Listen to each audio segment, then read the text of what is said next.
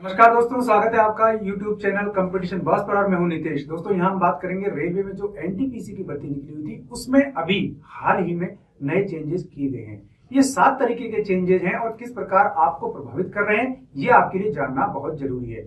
जैसा कि एक बड़ा चेंज आया है जो नंबर 1 पर रखा है, इसमें क्या कहा गया है कि आपने जिस कैटेगरी से फॉर्म भरा और जिस कैटेगरी में आप सीबीटी यानी फर्स्ट स्टेज का एग्जाम पास करेंगे, आपका रिजल्ट उसी कैटेगरी में जारी होगा। यानी कि आप अगर किसी एससी, एसटी, ओबीसी कैटेगरी से हैं और आपके नंबर अगर जनरल से भी ज्यादा आ रहे हैं, जनरल के बराबर आ रहे हैं, तो आप जनरल कैटेगरी में ना जा करके अपनी कैटेगरी में ही रहेंगे। इसका नुकसान तो होगा उस कैटेगरी को जिस कैटेगरी में आप हैं, ठीक है ना, और फायदा होगा जनरल को। अगर आप जनरल कैटेगरी में चले जाते तो नुकसान होता जनरल को और फायदा होता आपकी उसी कैटेगरी के किसी अन्य बंदे को। ये नियम थोड़ा सा टिपिकल है, लेकिन फिलहाल जो है आरआरबी के 21 बोर्ड में से 16 बोर्ड ने ऐसा करने की बात कही है, तो हो सकता है सभी बोर्ड में ऐसा नियम हो।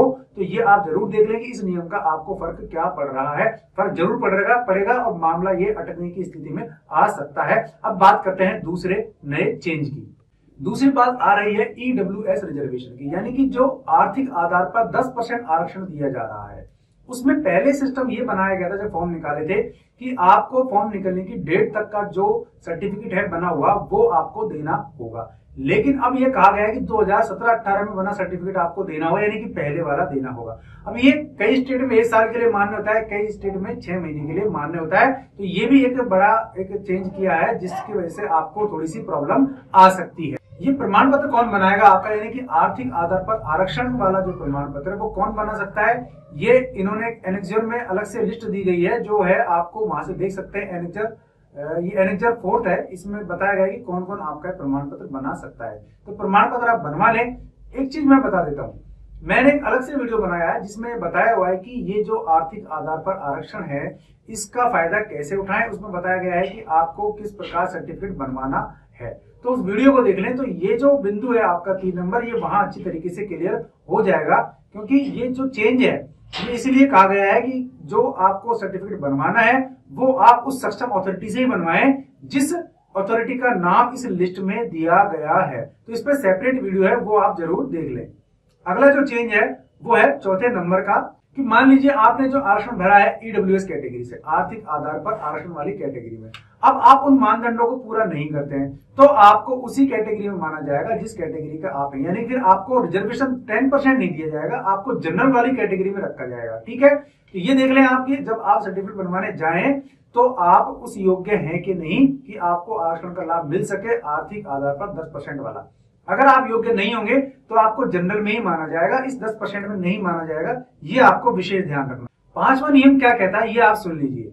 रेलवे भर्ती बोर्ड ने स्क्रैप के लिए शर्त हटा दी है। एक शर्त थी स्क्रैप की, वो हटा दी है। शर्त क्या थी कि पहले विज्ञापन में यह कहा गया था कि पीडब्ल्यूबीडी यानी कि पर्सन विद बेंचमार्क डिसेबिलिटी, ठीक है ना, उम्मीदवारों को स्क्रैप की अकादमिक योग्यता यानी पीडब्ल्यूबीडी उम्मीदवार से एक स्टेप कम होनी चाहिए थी, ठीक है ना। लेकिन अब नोटिफिकेशन से यह शर्त हटा दी गई है, ठीक है।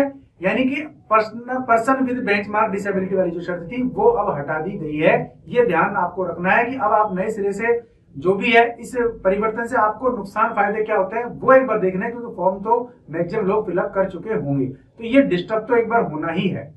एक नियम ये दे रखा था कि भर्ती प्रक्रिया पूरी होने तक कोई आरटीआई नहीं लगा पाएगा, ये नियम भी हटा दिया गया है। यानी अब चाहें तो आप भर्ती प्रक्रिया पर आरटीआई लगा सकते हैं, ये इस नियम का फायदा आपको मिल जाएगा। बाकी 7वां जो नियम है नया जो चेंज किया है वो ये है कि एमडी, यानी इसमें लिखा था कैटेगरी एमडी, उसका मतलब पहले क्या था, मस्कुलर डायस्ट्रोफी, ठीक है ना, मस्कुलर डायस्ट्रोफी था, अब उसका मतलब समझा जाएगा मल्टीपल डिसेबिलिटीज, ठीक है ना। पहले केवल मस्कुलर डायस्ट्रोफीज थी, अब इसको मस्कुलर डायस्ट्रोफीज के स्थान पर मल्टीपल डिसेबिलिटी पढ़ा जाएगा। तो एमडी का अर्थ चेंज कर दिया गया। इस प्रकार ये 7 चेंज इन्होंने किए हैं। मैं एक बार आपको फिर बता देता हूं, वो आप ध्यान रख लें। पहला, अगर कोई परीक्षार्थी OBC, SC, ST, EWS, PWD category के उम्मीदवार के तौर पर फर्स्ट स्टेज यानी कि सीबीटी क्वालिफाई करता है तो उसे अगले चरण में भी इसी कैटेगरी में शॉर्टलिस्ट किया जाएगा। यानी कि वो किसी कैटेगरी को और बिलोंग नहीं कर सकेगा, यानी अपनी कैटेगरी में ही रहेगा, ठीक है। दूसरा जो नियम है वो ये है कि ऐसे उम्मीदवार जो ईडब्ल्यूएस रिजर्वेशन यानी जनरल कैटेगरी के गरीब लोगों के लिए 10% आरक्षण या 10% स्वर्ण आरक्षण के तहत आवेदन कर रहे हैं, उन्हें सक्षम अथॉरिटी द्वारा जारी किया गया आय संपत्ति प्रमाण पत्र जो है डॉक्यूमेंट वेरिफिकेशन की तिथि पर दिखाना होगा। जिस दिन डॉक्यूमेंट वेरिफिकेशन होगा उस दिन दिखाना होगा। लेकिन ये आय एवं संपत्ति प्रमाण पत्र वित्तीय वर्ष 2017-18 का बना होना चाहिए, ठीक है ना, क्योंकि रजिस्ट्रेशन की अंतिम तिथि 31 मार्च 2019 है। पहले के नोटिफिकेशन के मुताबिक ऑनलाइन एप्लीकेशन की अंतिम तिथि तक ये सर्टिफिकेट जो है बनवाया जाना था, उसके पास होना जरूरी था, लेकिन उससे पहले भी ये हो सकता है क्योंकि उसकी डिटेल्स ऑनलाइन एप्लीकेशन में मांगी गई है, ठीक है ना। तीसरा जो है वो है कि ईडब्ल्यूएस कैटेगरी के आवेदक जो आय संपत्ति प्रमाण पत्र कौन जारी कर सकता है, इसकी लिस्ट एनेक्सर 4 में दी गई है, ठीक है ना। इस पे अलग से वीडियो बना हुआ है, वो आप देख लेना। चौथा नियम जो है नया वो ये है कि अगर कोई उम्मीदवार ईडब्ल्यूएस कैटेगरी आरक्षण पाने के नियमों पर खरा नहीं उतरता है, यानी कि आप आरक्षण पाने के नियमों पर खरे नहीं उतरते हैं, कौन सा वाला 10% वाला आर्थिक आधार वाला, तो आपको जनरल कैटेगरी में ही रखा जाएगा, ईडब्ल्यूएस का लाभ नहीं दिया जाएगा। पांचवा नियम कह रहा है इसकी जो स्क्राइब की शर्त है वो हटा दी गई है। पहले कहा गया था कि जो पर्सन विद बेंचमार्क डिसेबिलिटी वाले जो थे उम्मीदवार जो थे उनको सब्सक्राइब की अकादमिक योग्यता पीडब्ल्यूबीडी अर्जित करनी थी, है ना। इससे ये एक स्टेप अप कम होना चाहिए। रेलवे भर्ती बोर्ड ने सब्सक्राइब के लिए शर्त हटा दी है। यूट्यूबर्स हैं तो स्क्राइब ज्यादा काम नहीं आता, सब्सक्राइबर ज्यादा काम आता है। रेलवे भर्ती बोर्ड ने स्क्राइब के लिए शर्त हटा दी है।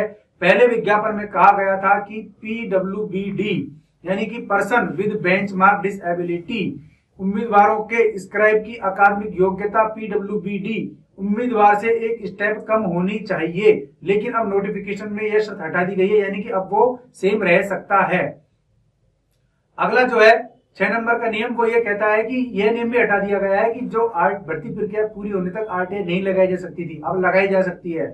7वां नियम जो वो ये है कि एमडी का मतलब जो मस्कुलर डायस्ट्रोफी था उसको अब आप मल्टीपल डिसेबिलिटीज पढ़ेंगे, ठीक है ना, यानी एमडी का मतलब ही चेंज हो गया है। तो ये 7 नियम थे। इसमें सबसे खतरनाक नियम यही है कि अगर आप किसी कैटेगरी से हैं, जनरल से नहीं है, और नंबर आप जनरल से ज्यादा लाते हैं तो भी आपको अपनी कैटेगरी में ही बेनिफिट मिलेगा, आप जनरल में नहीं जा सकते। तो दोस्तों ये वीडियो आपको कैसा लगा कमेंट में बताएं। कोई क्वेरी है, कोई कमेंट है तो भी आप पूछ सकते हैं। इस जो नियम पे कैटेगरी वाला नियम है नंबर फर्स्ट, उस पे जरूर कमेंट करके बताएं कि ये नियम सही है क्या, क्योंकि इसी तरह के कमेंट्स जो है आपके आगे जाकर के सरकार तक पहुंचते हैं और वहां सरकार को कोई भी राय बनाने में इजी हो जाता है। वीडियो पसंद आया तो इसे लाइक कर दें, दोस्तों में शेयर कर दें ताकि मैक्सिमम लोगों तक ये जानकारी पहुंचाई जा सके। अगर चैनल पसंद आ रहा है तो सब्सक्राइब कर लें, इसे बेल आइकन दबा दें ताकि आप तक मेरे वीडियोस के नोटिफिकेशन लगातार पहुंचते रहें। आज के लिए इस वीडियो में इतना ही। ऐसी किसी यूजफुल वीडियो में फिर मिलूंगा आपको, तब तक के लिए नमस्कार।